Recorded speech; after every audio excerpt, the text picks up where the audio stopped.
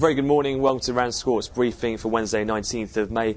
In terms of what we've seen so far, the open here in Europe being very much echoed from the close yesterday in the US, as the latest news out of the German Finance Ministry banning the naked short selling on 10 of the major financial institutions in Germany, as well as credit default swaps and government bonds, all getting the attention.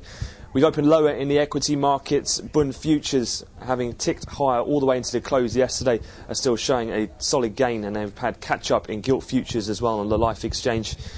Tino's still trading higher as well, and the euro is still predominantly weaker, having hit a 4-year fresh low overnight in Asia. In terms of looking at other commentary, though, we've already been quick now for the papers to pretty much talk down the reactions to what we've seen so far in terms of the latest announcements from Germany. The Wall Street Journal went as far as pointing out the fact that this only goes as far as the German BaFin, who is the regulator in Germany, their restrictions to their own domestic companies such as the German financials. That doesn't extend to the other markets such as that of the UK, as we've already heard from the FSA this morning. So it could be potentially a few loopholes. Details still somewhat lacking in terms of this overall plan, but as it was yesterday, overall sentiment pretty negative to this latest announcement.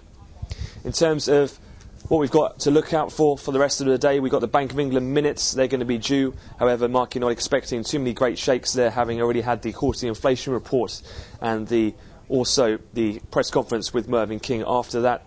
But that will be at 9:30. And then later on in the session, we've got from the US CPI data, NBA mortgage applications, and the Department of Energy all inventory numbers all to come later on. And in fixed income, we also have, in terms of supply, a new 10-year Bund, €6 billion worth from the Bundesbank. So I wish you all a great trading day. We'll have another update to come later on. So we'll have more updates on both YouTube and the RANsquawk website.